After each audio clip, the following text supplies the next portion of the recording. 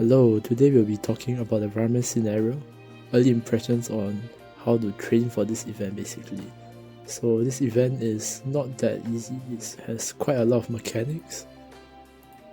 So first off, starting off for the card composition for the rating event, which is what I'll be focusing on for this early review.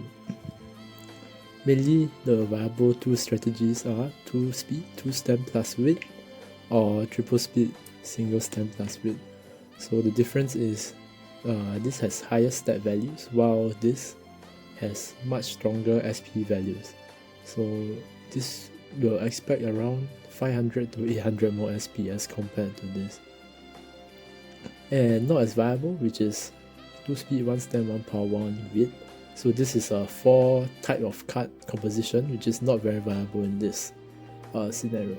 So as you can see from the rating event currently, the top few users are all running either 2 speed, 2 stem, width plus pal, or triple speed, 1 stem and 1 width plus pal. So this is the general composition that you are going to want to run.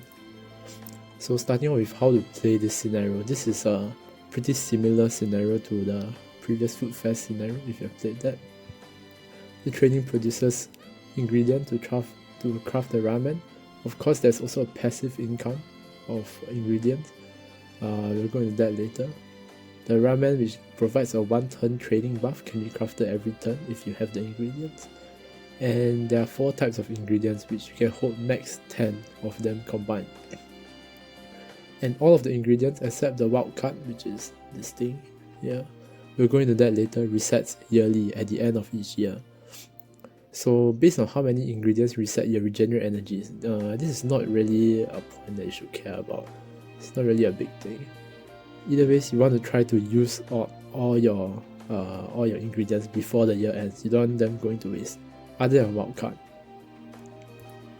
So what is the wild card? You get 2 at the start of the career to hold 4 in total.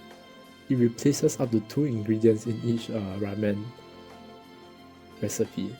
And the Tazuna date later gives 2, summer gives 2 at the start and then 1 per turn, and the start of the year gives 2. So do make sure that at the end of each year and at the start of summer that you have 2 or less of this wildcard. If not, they'll go to waste. So the usage of wildcard, so firstly we'll just go into one special situation where you would use a wildcard over an ingredient even though you might have enough of the ingredient. So in summer, the wildcard value is lower since you get 1 per turn and 2 at the start. So sometimes it's more worth to save your ingredients, especially if your wildcard value is more than 2. Since you can only use 2 wildcards per turn, if your wildcard is more than 2, you might be unable to craft a ramen without being able to replace the materials with more wildcards, since you can only use up to 2 per recipe. So basic strategy, starting out with junior, you only want to use the speed stem with ramen as shown here. So the usage of only 3 types of ramen is one of the reasons why you don't want to use the one stamina, 1 power, because this has 4 types of cards and you don't have enough to buff all 4 types. So this ramen produces Kizuna gauge, which is why you want to spam it to rush the rainbow gauge at the start. You can use your wild cards here, you just want to get this rainbow gauge as fast as possible. So a small table, initial 2 turn, you want to prioritize your width and save your energy unless you have good Kizuna trainings on other trainings. Anyways, before debut, you prioritize your width cards gauge and try to get your width rainbow as fast as possible. You want to try to save your energy.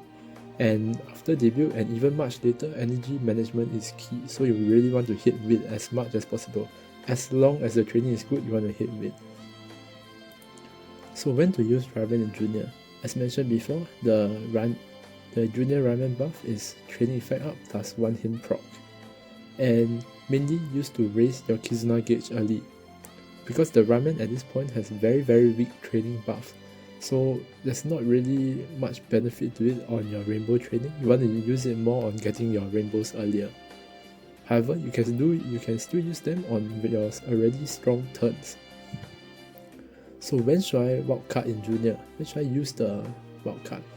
You can use this to raise your Kizuna early, as mentioned here. This is your highest priority in junior. It does not matter whether you use wildcard or not, you just want to raise your Kizuna as fast as possible.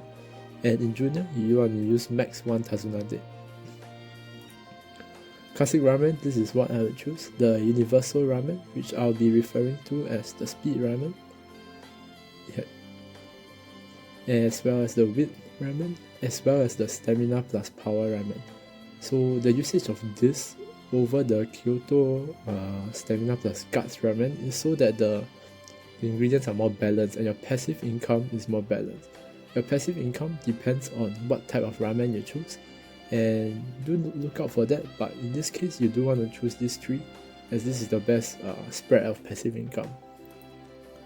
So your classic strategy will of course be to manage your energy and minimize your rest turn. You ideally don't want to rest at all, and in classic max you want to use about 2 to 3 Tazuna days. So this can be very RNG. If Abayan does not show up much or with very weak trainings, your broth can be wasted since only Wheat Ramen uses the broth. Classic year is also a very strong turning point in whether your run will be strong or not. If Abayan does not show up much, your run will likely be kind of cooked because your energy will not be enough. And your wit stat is quite hard to raise in this scenario as compared to Beyond Dreams. So when to use ramen in classic, you want to use them on double speed or double stem turns or strong wit turns. Note that your ramen on double stem turns is much stronger than on double speed turns. So if you have both double rainbows on stamina and speed, you want to choose stamina. This is because the friendship bonus on the stamina ramen is 50%, while the friendship bonus on the so-called speed ramen is only 10%. Because this is a universal ramen, the buffs will just be weaker. However, using the speed ramen on turns that are originally bad and you can't do any other action like dates or any other good trainings, this will bring one support card to each training, which provides a rainbow chance to your speed, stamina and wit, which can turn your bad turn into a good turn. Just a use case for this ramen. So summer strategy is a bit more complicated. You don't want to try to leave 4 ingredients before summer. So whether it be 211, 121, 112 or 103, etc., there's a lot of permutations, but do try to leave 4 ingredients. This is because each turn you'll get -1 that ingredient. You get -5 from making a ramen. However, you'll receive +3 back from your training and +1 wildcard per turn. So within your 4 summer turns, you actually net -4 ingredients. So this senior ramen is also subject to change. This pick of ramen is quite complicated, and honestly I do not really know which is the best choice right now. For my current rating build, I'm using this single speed, single stem, single weight build.